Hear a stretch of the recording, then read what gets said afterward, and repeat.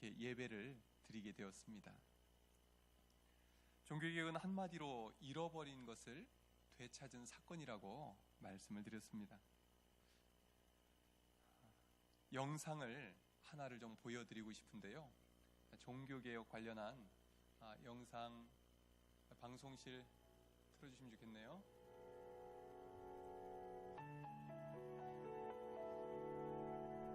중세 로마 교회에서는 돈을 받고 죄를 면제해주는 제도가 있었는데 교황 레오 10세는 로마의 성 베드로 성당을 재건하기 위해 수도사를 통해 면제부를 판매하게 하고 많은 돈을 모금하였습니다. 이런 면제부 판매는 수많은 사람들로 하여금 자기 죄를 용서받기 위해서는 돈을 주고 면제부를 사면 된다는 미신에 빠져들게 만들었습니다.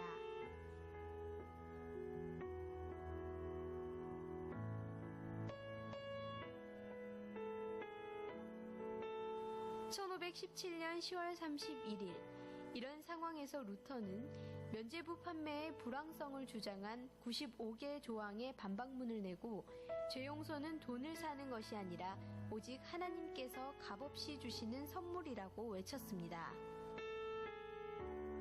종교개혁 운동의 불씨를 일으킨 마틴 루터는 1501년 에르푸르트 대학에 입학해 법학을 전공하였습니다. 그 후 1505년 여행 도중 천둥을 동반한 폭풍우를 만나 친구가 죽는 일을 당하고 소명을 받아 같은 해 에르푸르트의 아우구스티누스 수도원에 들어가게 되었습니다.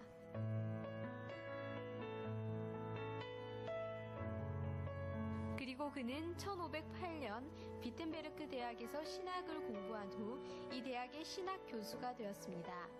그는 이때 하나님은 인간에게 행위를 요구하는 것이 아니라 예수 그리스도를 통해 인간에게 은혜를 베풀어 구원하는 것임을 재발견하였습니다. 루터는 오직 그리스도는 구원의 알파요 오메가이시고 우리를 위하여 십자가에 희생하신 그리스도와 그에 대한 믿음만이 유일한 구원의 전제라고 말하였습니다. 이와 같은 주장으로 인해 1521년에 신성 로마 제국의 의회에 소환되어 그 주장을 취소할 것을 강요했으나 이를 거부합니다.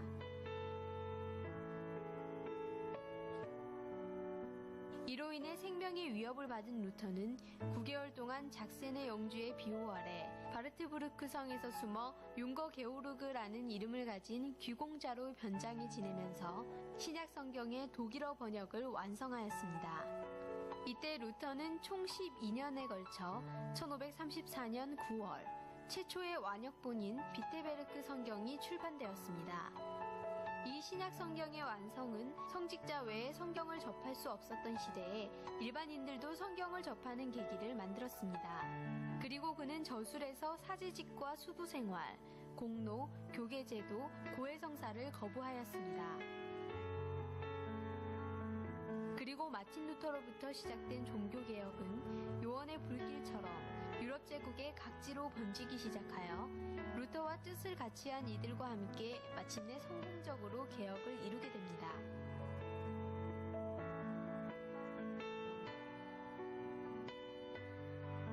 마틴 루터는 부패한 로마 카톨릭 모순을 비판하고 성경의 구원에 참 진리가 있음을 외친 그는 오직 성경, 오직 믿음, 오직 은혜라는 구호로 종교개혁을 이끈 신학자였습니다. 16세기경 로마 카톨릭 교회의 지나친 세속화와 타락에 반발해 독일의 마틴 루터로부터 시작된 종교개혁은 전 유럽에 퍼져나가 개혁의 도화선을 그었습니다. 이후 마틴 루터와 같이 성경을 최고의 권위로 받아들인 스위스의 트빙글리와 프랑스의 변호사였던 칼뱅 등이 개혁을 이어나가 마침내는 개신교를 탄생시키게 되었습니다.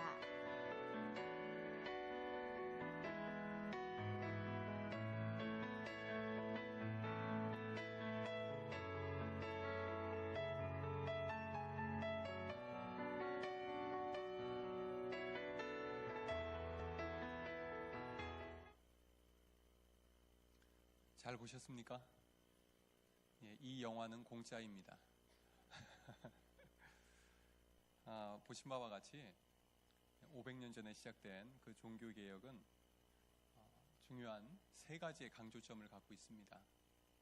한번 따라해 보시겠습니까? 오직 성경, 오직 믿음, 오직 은혜. 첫 번째가 뭐라고요? 오직 성경. 종교개혁자들은 오직 성경에서 가르치는 대로 믿자, 이렇게 선포했습니다. 그런데 성경대로 믿고 싶어도 성경이 그들의 손에 들어가지 않았습니다. 왜냐하면 라틴어로만 써져 있었고, 그 라틴어는 성직자들만, 신부들만 그 책을 갖고 있고 읽을 수 있었기 때문입니다. 그래서 종교개혁자들은 성경을 자기 나라 말로 번역해서 누구든지 성경 읽고 성경대로 믿을 수 있도록 번역을 했던 것입니다. 그런데요, 여러분, 우리가 성경에서의 가르치시는 하나님을 믿는데 하나님은 어떤 하나님이십니까? 성경 전체를 한 단어로 압축하면 뭐가 될까요? 사랑입니다. 역시 우리 덕춘교회 성도님들의 수준 높습니다. 사랑인데요, 하나님은 어떤 하나님이십니까? 사랑의 하나님이시죠.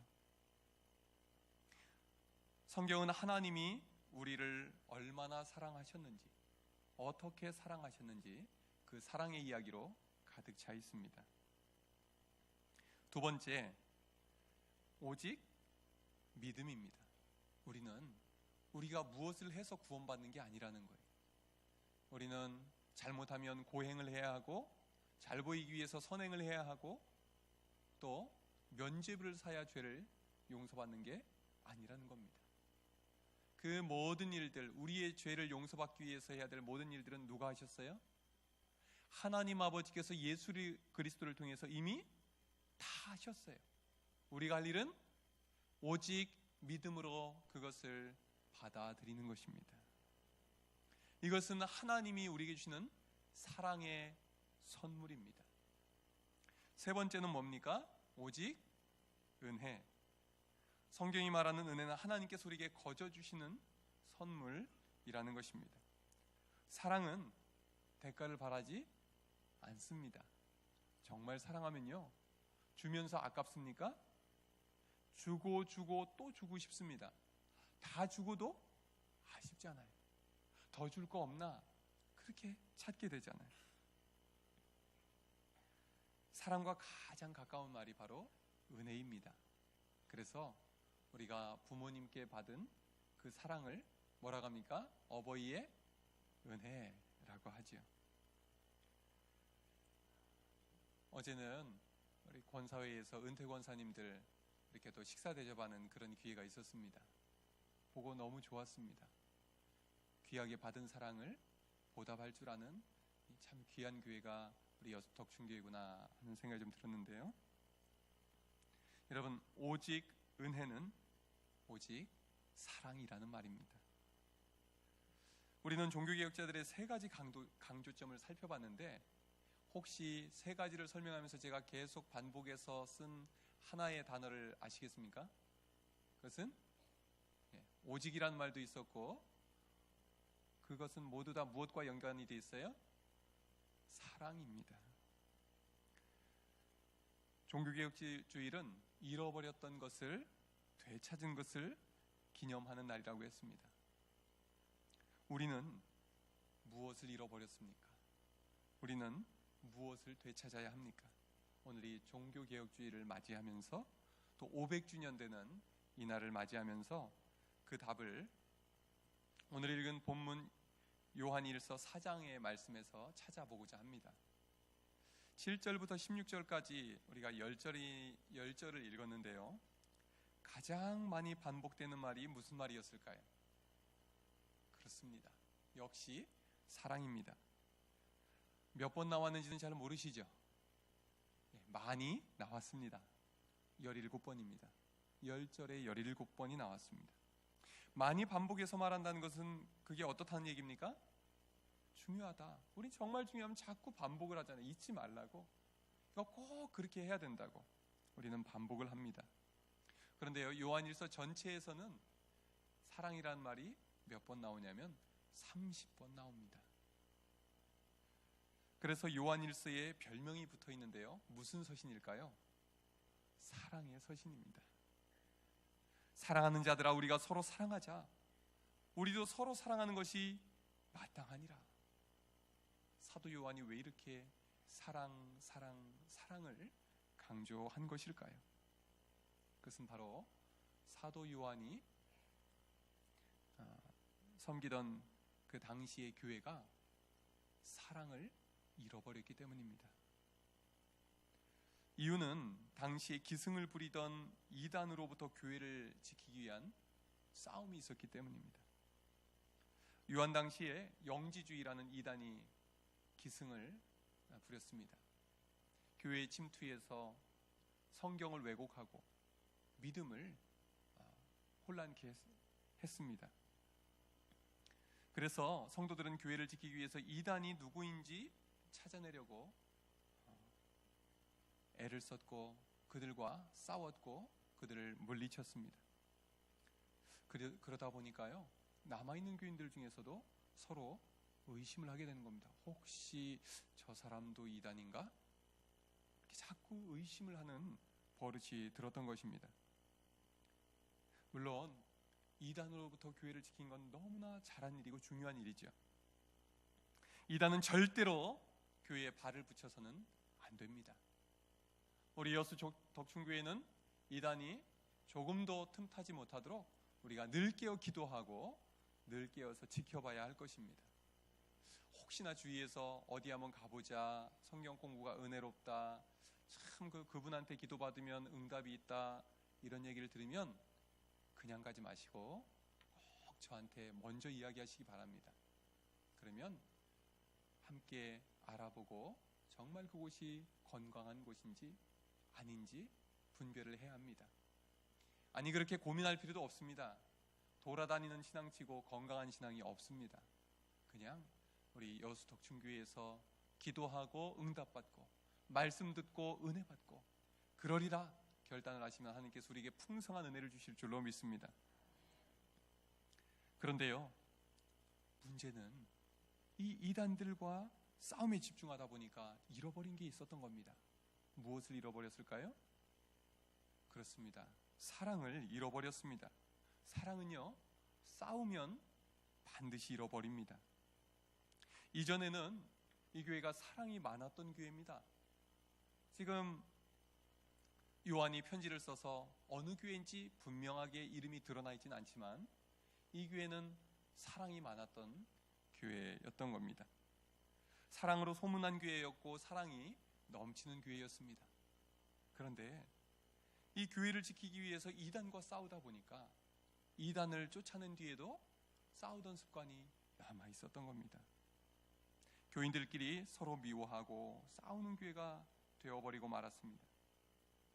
사랑의 사도라 불렸던 요한은 얼마나 마음이 아팠겠습니까? 사랑으로 소문났던 교회가 사랑을 잃어버리고 서로 미워하고 싸우게 됐으니 말입니다.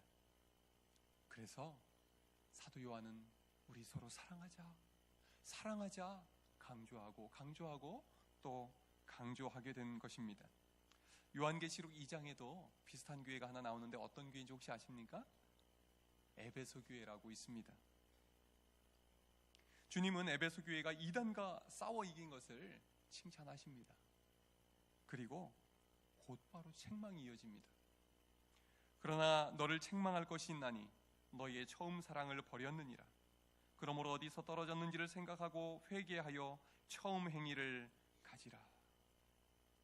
잃어버린 사랑을 회복하라는 것입니다. 이단과 싸우다 보니까 이 태도 자체가 전투적이 된 거예요. 싸울 준비가 돼 있는 거예요. 이 교회는, 우리 그리스도인들은 사랑하는 데 전문가가 돼야 되지 않겠습니까? 그런데 이 교회에서 싸우는 데 전문가가 되어버린 것입니다. 이단을 물리치고 나서 체질이 바뀌어버린 것이죠. 주님은 안타까워하면서 말씀하십니다. 잃어버린 사랑을 다시 회복하라. 믿음을 지키는 것 중요합니다. 그러나 더 중요한 것이 있습니다. 무엇을 지켜야 할까요? 사랑을 지켜야 합니다. 교회를 하면서 서로 부딪히고 불편해지는 경우가 종종 있습니다. 그런데요, 그 동기를 보면 똑같습니다. 교회 살리자고, 교회 잘 되라고 서로 애쓰다가 부딪히게 되는 것이죠. 교회를 사랑하는 마음은 똑같은데요, 방법이 좀 다르기도 하고 입장이 다르기도 합니다. 그런데 교회를 위하려다가 사랑을 잃어버리면 어떻게 되겠습니까? 주님의 마음이 무너집니다. 주님의 몸된 지체들끼리 나누어지면 주님의 마음은 갈기갈기 찢어지는 것입니다. 사도 바울은 말합니다. 고린도 13장에서 사랑이 없으면 내가 아무것도 아니요 내게 아무 유익이 없느니라. 그래서 마지막에 믿음, 소망, 사랑, 이 세 가지는 항상 있을 것인데 그 중에 제일은 무엇입니까? 사랑이라. 사랑을 잃어버리면 모든 것을 잃어버리고 맙니다. 우리가 무엇을 위해서 싸워야 하겠습니까? 사랑을 위해 싸워야 합니다. 사랑하기 위해 싸워야 합니다. 사랑을 잃어버리지 않기 위해서, 사랑을 지키기 위해서 우리는 싸워야 합니다. 어떻게 그렇게 할 수 있을까요?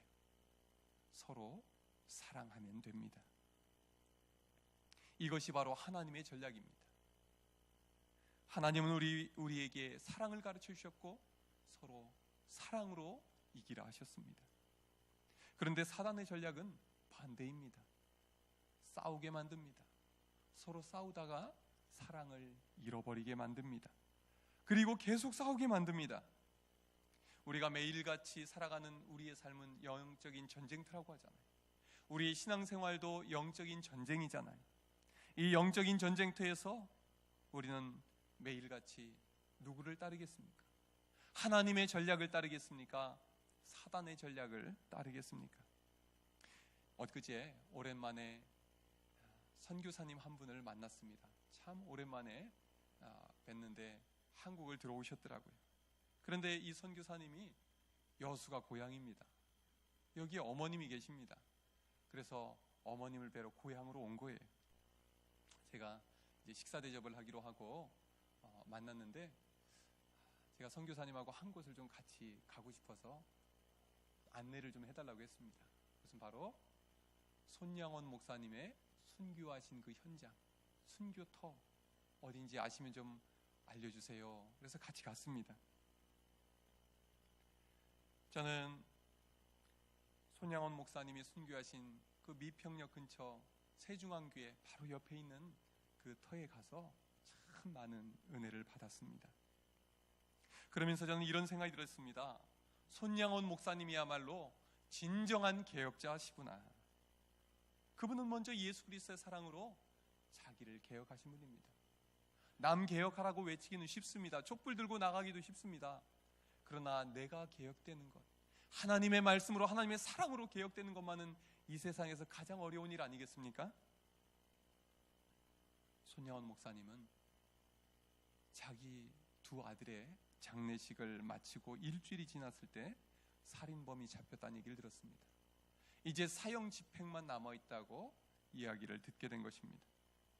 당시 중학생이었던 손양원 목사님의 딸, 죽은 두 오빠의 여동생이죠. 그 딸이었던 손동희 권사님은 그때의 심정을 이렇게 기록합니다. 죽인 놈을 잡았다는 말을 들었을 때 나는 두 오빠를 죽인 원수를 내 손으로 죽이려고 이를 갈고 있었다. 이게 사람의 당연한 심정 아니겠습니까? 그때 손양원 목사님은 딸에게 이렇게 말씀하십니다. 저 영혼이 불쌍해서 어쩌나 내 아들들은 죽어서 천국에 갔지만 저 영혼은 죽으면 지옥 갈 텐데 저 영혼이 불쌍해서 어쩌나 그를 살려야 한다. 그를 용서해야 한다. 그를 사랑해야 한다. 그러면서 그를 아들 삼겠다고 말을 하는 겁니다. 이 이야기를 듣고 이 딸이었던 손동희 권사님은, 이 중학생이었던 이 권사님은 도저히 이해할 수가 없었습니다. 용서하면 용서했지 아들 삼는다는 것은 무슨 말입니까? 아버님이 그놈을 아들 삼을 것 같으면 나에게는 오빠가 되는 것인데 내 두 오빠를 죽인 저 원수를 어떻게 오빠로 삼는다는 말입니까? 하늘 아래 이런 일은 있을 수 없는 일입니다. 아버지, 제발 이러지 마세요. 이렇게까지 하지 않으면 예수 못 믿습니까? 아버지께 대들었습니다. 그랬더니 손양원 목사님께서 딸에게 말씀하십니다.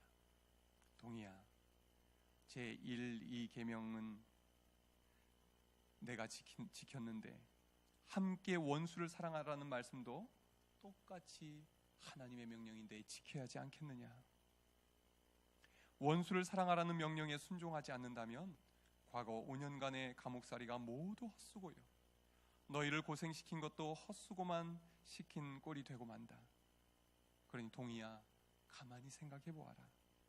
그 학생을 죽여서 우리에게 무슨 이득이 되겠느냐? 동희야, 용서만 가지고는 안 된다. 원수를 사랑하라 했으니 사랑하기 위해 아들을 삼으려는 것이다. 여러분, 두 아들을 죽인 원수를 사랑하는 일이 손양원 목사님이었기 때문에 쉬운 일이었겠습니까? 그럴 리가 없지요. 죽이고 싶도록 미웠을 겁니다. 그런데 말씀을 묵상하고 기도하던 중에 손양원 목사님은 깨달으셨던 것 같아요. 내가 원수를 미워하다가 내 안에 사랑을 잃어버렸구나. 손양원 목사님은 원수를 미워할 수밖에 없는, 그 누구도 이해할 수밖에 없는 그 영적인 전쟁터에서 사단의 전략을 선택하지 않고 하나님의 전략을 선택했습니다. 그를 사랑하기로 결심한 것이죠. 자기 힘으로는 불가능한 일이었습니다. 그러나 하나님께서는 그에게 원수를 사랑할 힘을 부어주신 줄로 믿습니다. 여러분, 우리에게도 정말 사랑하기 힘든 사람이 있습니까? 사랑은 둘째치고 마주치기도 싫은 사람이 혹시 있습니까? 이 순간 우리 마음에 잃어버린 것은 무엇일까요? 우리 마음에 사랑이 있습니까? 그렇지 않다면 손양원 목사님처럼 사랑의 길을 선택합시다. 사랑은 우리 힘으로 절대 할 수 없습니다. 사랑할 힘은 하나님이 주십니다. 앞에서 사도 요한은 별명이 뭐라고요? 무슨 사도입니까? 사랑의 사도라고 했지요. 사도 요한이 기록한 다른 성경들을 봐도 사랑을 강조합니다. 그래서 요한복음, 요한 1, 2, 3서, 요한계시록, 사도 요한이 쓴 이 성경을 쭉 다 살펴보면 사랑이란 말이 무려 84회나 나옵니다. 항상 사랑이라는 말을 입에 달고 살았던 것입니다. 사도 요한은 어떻게 이런 사랑의 사도가 되었을까요? 그는 본래 태어나기를 사랑을 잘할 수 있는 체질로 타고난 것이었을까요? 정반대입니다. 사도 요한은요, 원래 사랑을 제일 못하던 사람이었습니다. 그에게 사랑의 사도라는 별명이 붙기 전에 먼저 있었던 별명이 있었는데요, 무엇이었는지 아십니까? 오한억의 우레의 아들이란 말이에요. 누가 말을 못하는 거예요. 무슨 말만 하면 그렇게 화를 내고, 이 우레는 이제 천둥이잖아요.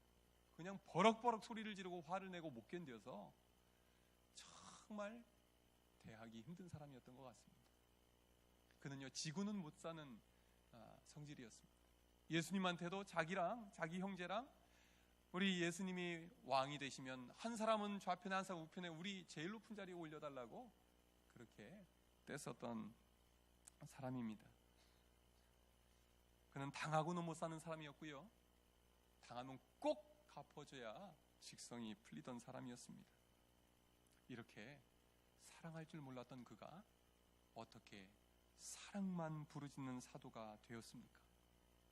요한이 바뀌었다면, 아니 주님이 요한을 바꾸셨다면 우리도 바꿔놓으실 수 있지 않겠습니까?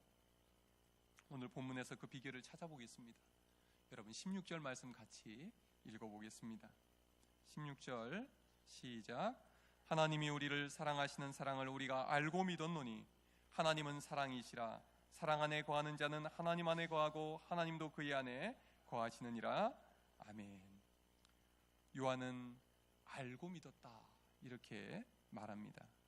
여기서 안다는 말은 머리로 이해해서 아는 지적인 수준의 믿음을 말하는 것이 아닙니다. 성경에서 안다는 말은 경험해서 안다, 겪어봐서 안다 이런 뜻입니다. 요한이 말하는 믿음은 어떻게 생기는 것입니까? 하나님께서 자기를 사랑해 주시는 그 사랑을 경험하여 겪어보고 안 것입니다.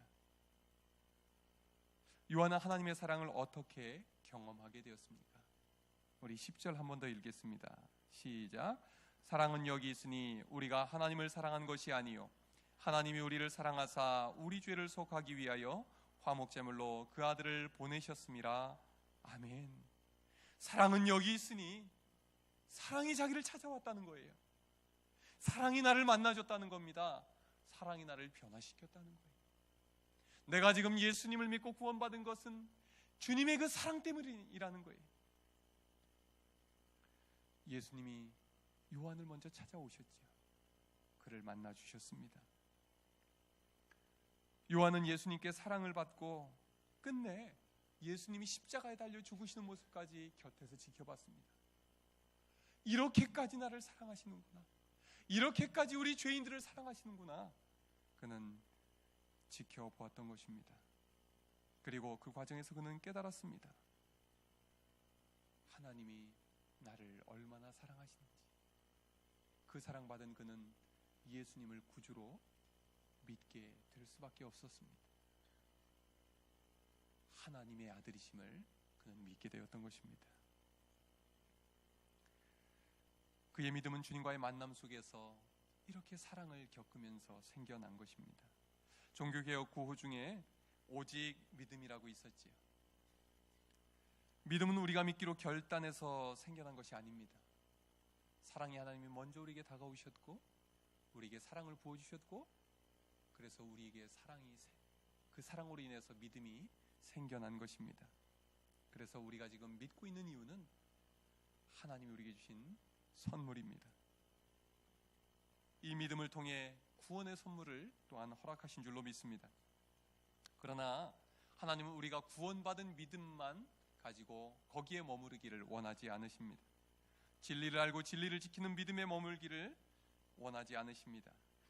하나님은 우리의 믿음이 사랑하는 믿음이 되기를 원하십니다. 7절 8절 한 번 더 읽겠습니다. 시작. 사랑하는 자들아 우리가 서로 사랑하자. 사랑은 하나님께 속한 것이니 사랑하는 자마다 하나님으로부터 나서 하나님을 알고 사랑하지 아니하는 자는 하나님을 알지 못하나니 이는 하나님은 사랑이심이라. 아멘. 우리가 하나님께 받은 사랑을 가지고 서로 사랑하면 하나님을 더 알게 된다는 거예요. 하나님은 사랑이시기 때문에 사랑하지 않으면 하나님을 더 알지 못한다는 거예요. 머리로는 아는데 가슴으로는 모른다는 겁니다. 머리로는 아는데 몸으로는 하나님의 사랑을 경험하지 못한다는 겁니다. 하나님은 사랑을 통해서만 알 수 있는 분입니다. 심지어 이렇게 말씀하십니다. 19절부터 21절 같이 읽겠습니다. 시작. 우리가 사랑함은 그가 먼저 우리를 사랑하셨습니다. 누구든지 하나님을 사랑하노라 하고 그 형제를 미워하면 이는 거짓말하는 자니 보는 바 그 형제를 사랑하지 않는 자는 보지 못하는 바 하나님을 사랑할 수 없느니라. 우리가 이 계명을 주께 받았으니 하나님을 사랑하는 자는 또한 그 형제를 사랑할지니라. 아멘. 사랑하기 어려운 사람을 사랑할 때 비로소 하나님을 알게 된다는 것입니다. 허물 많은 죄인이었던 우리를 먼저 사랑해 주신 그 하나님의 심정을, 얼마나 아파하며 우리를 사랑하셨는지, 그럼에도 불구하고 우리를 어떻게 끝까지 사랑하셨는지 우리는 하나님의 사랑을 알고 깨닫고 믿게 된다는 것입니다. 아까 손양원 목사님 얘기를 했죠. 손양원 목사님은 원수를 사랑했을 뿐만 아니라 나환자를 사랑했지. 사람들은 다가오는 것조차 싫어했던, 혐오했던 사람들이 나환자들이었죠. 그런데요, 손 목사님은 어떻게 그 나환자들을 사랑할 수 있었을까요? 손 목사님은 그들을 돌보면서 하나님의 사랑을 깊이 깊이 느끼셨을 겁니다.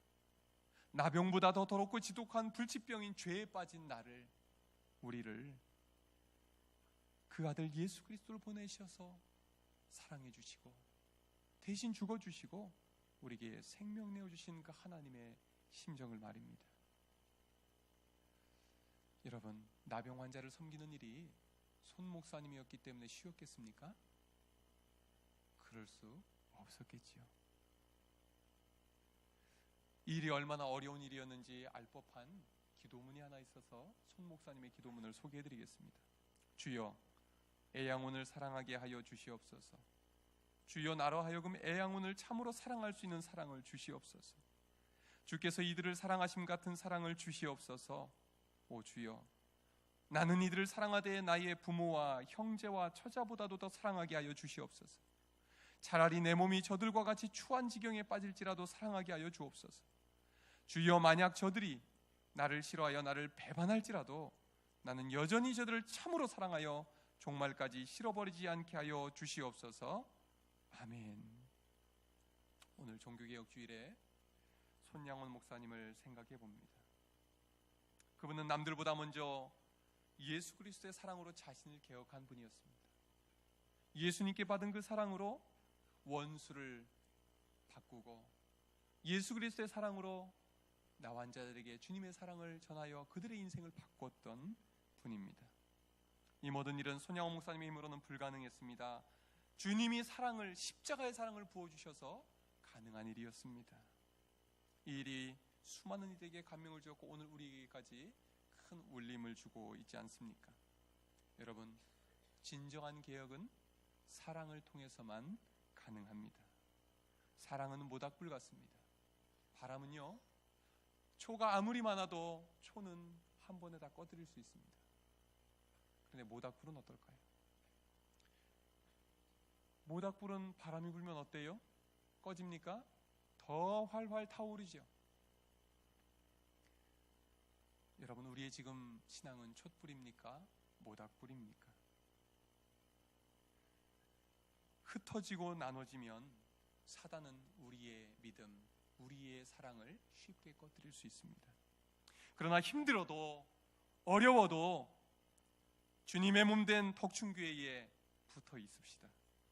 함께 예배하고 함께 주님께 사랑할 수 있게 해달라고 기도합시다. 그러면 하나님께서 우리 안에 잃어버렸던 사랑의 불길이 이전보다 더 활활 타오르도록 도와주실 줄로 믿습니다. 하나님은 하실 수 있습니다. 종교개혁 500주년을 맞이하면서 우리가 잃어버린 것이 무엇인지 돌아봅시다. 그리고 사도 요한처럼 손양원 목사님처럼 예수 그리스도의 사랑을 받아 내가 먼저 바뀌기를 기도합시다. 또한 예수의 그 사랑을 힘입어서 사랑하는 우리 모든 여수 덕충교회 식구들이 되기를 주님의 이름으로 축원합니다. 기도하겠습니다.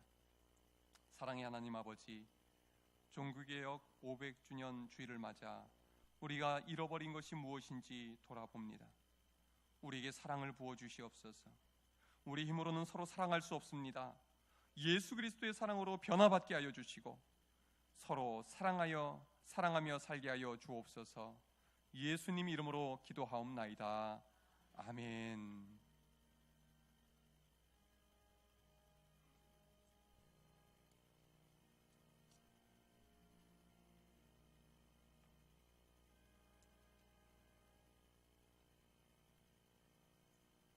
우리 함께 찬송 205장 부르면서 정성껏 준비하신 예물 하나님 앞에 드리시겠습니다.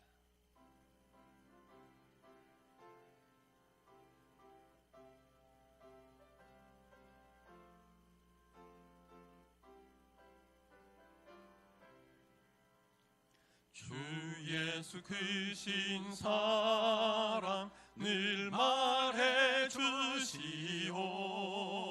나 항상 듣던 말씀 또 들려주시오. 저배지 않는 천국 주 예수 계신 곳 나 밝히 알아듣게 또 들려주시오. 주시오. 나 항상 듣던 말씀, 나 항상 듣던 말씀, 주 예수 크신 사랑 또 들려주시오. 아침에 이슬 방울씩 사라짐까지 내게